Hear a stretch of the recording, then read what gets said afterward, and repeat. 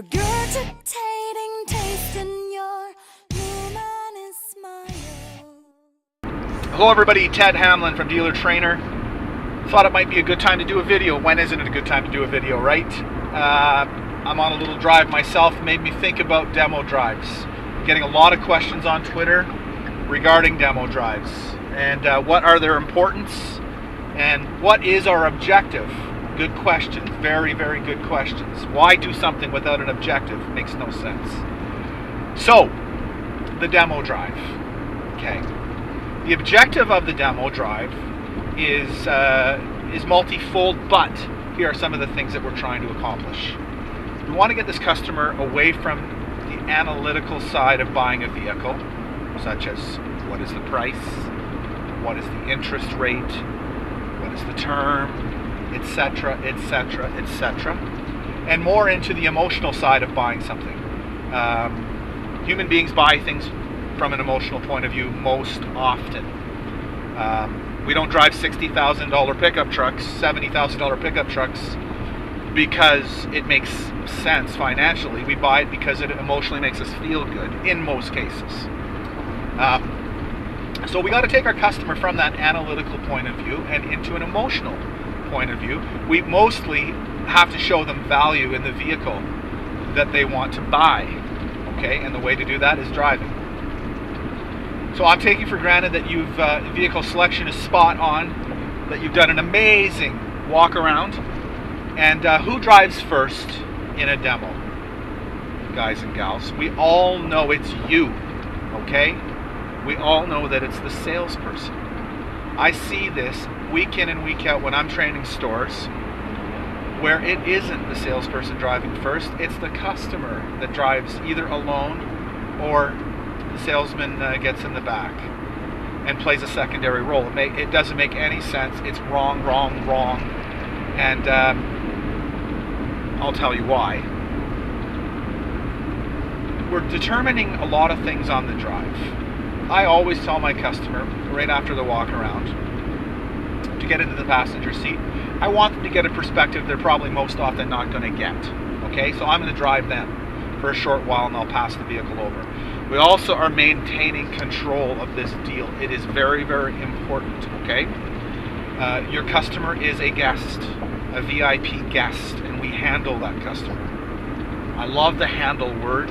It's something I believe in deeply, and we should be handling our customers, okay, like VIPs. We don't let them run the deal. They're in our house. We welcome them with open arms, but we handle them, okay? So that's another part of the drive. We are determining that we are in control. We will dictate the order and the flow of how this deal goes down, super politely and with super service. So, when I catch my guys and gals throwing the keys to a customer and telling them to have fun, that is a big time no-no, okay? We don't do that. We drive first. We drive on a specific demo route that the dealership is well aware of. We do the same demo route every single demo, okay? It is our job, and for lots of reasons. One, we want right turns. Constant right turns. We want to dictate that. It's easier for a customer to drive and turn right versus left into traffic in an unfamiliar vehicle. We want it to be a good experience. Also, we want to determine the drive itself. We want, some city drive. We want some highway drive, and we also want to determine where we are switching. About 20% through this drive, we are going to pull over in a predetermined place, same place every single time, taking the vehicle off the lot, away from every other vehicle that's on the lot, and switching. Okay, and you dictate this. You do a very quick walk around with the customer as you hand them the keys, and you want them to look at this vehicle in a nice setting. During the drive, you want to be asking questions constantly. We want this customer saying yes as much as possible, over and over and over and over again. It may sound silly, but it isn't silly. It's scientific, okay? There is a science to this. And the questions can be from ridiculously simple to more technical questions depending on your comfort level and your customer's comfort level. But when you get in that vehicle, you want to say to the customer, I'll go from the ridiculously simple to, hey, it's a beautiful day outside, isn't it? Point out all the features that the vehicle has that covers the features the customer told you they wanted in selection. So, Mr. Customer, as you can see, this vehicle does have a sunroof. Do you like the sunroof? And they'll say yes.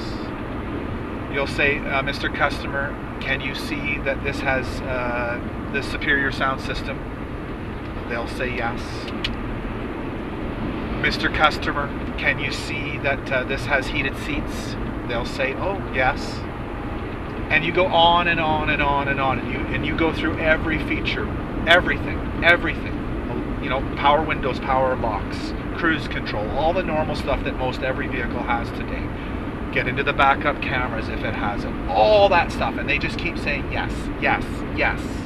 When they get in the vehicle and they start driving the vehicle, first question I ask, about 2 minutes into their drive, is, does this vehicle feel comfortable to you? Hopefully they're going to say yes. Sometimes they will say no. If it's a real no, what do we do? Well, what we don't do is continue the drive and try to sell them the vehicle. That doesn't work, okay? I've had salespeople that were very aggressive in trying to sell every vehicle they could. We don't sell people vehicles they don't want to buy. If they tell you it's uncomfortable, that's a serious 911, and we turn the vehicle around and we tell the customer, you know what, if it's not comfortable, sir, it's not comfortable, ma'am, let's go back to the store immediately and get you into a comfortable vehicle and find out why it's not comfortable. It's not an objection you're going to ever overcome if you're selling them on everything else. They have to be comfortable. Have to be comfortable, okay? So they're going to tell you, yes, they're comfortable, and it feels like $1 million, etc., etc. How's your visibility? It's amazing. How's the ride? Oh, it's fantastic. Yes, it's good. Yes, yes, yes. Okay? And you're going to keep guiding them. Turn right here, turn right here, turn right here. As we're approaching the dealership, you're going to say to your customer, Mr. Customer, could you please, out of 10, rate this vehicle? And they're going to tell you. If they've said yes 50 times in a row, you see where I'm going with this?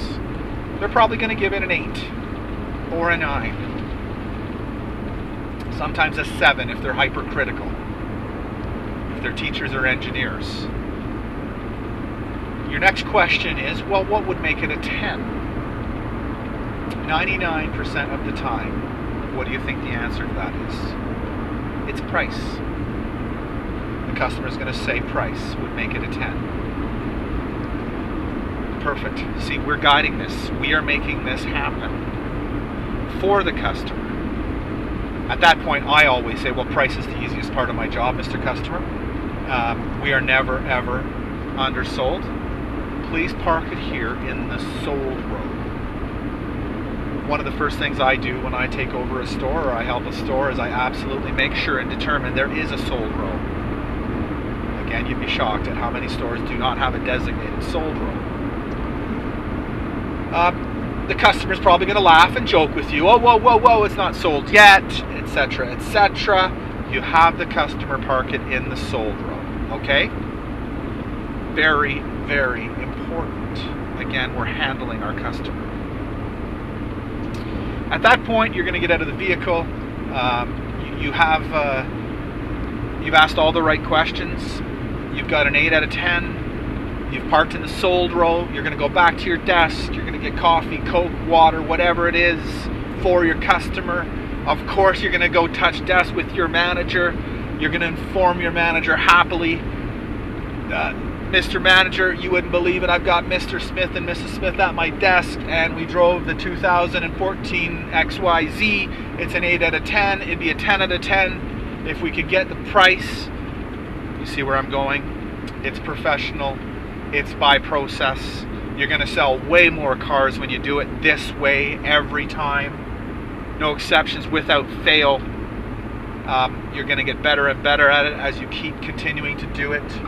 Don't be afraid to practice this stuff, guys and gals. It's just going to make you better. Hope that helped. And please subscribe to my channel if you like videos like this, okay? I've been involved in thousands and thousands of deals, okay? More than 4,000 deals in my career. I've been very, very lucky to work with some extremely talented people. And don't be afraid to learn. Don't be afraid to practice. That's what this is about. We are in the very best business in the world, bar none. Multiple six-figure incomes are at your fingertips, but you have to learn what you're doing. Okay? And that's what these videos are about. They are for you. You can also visit me at Ted Hamelin on Twitter. And if you have any requests for videos, I'll take requests. That's the point I'm at right now. I'm reaching out to you, and I hope you're having fun with this. And have yourself a fantastic day and month. Are you tracking? Ted Hamelin out for now.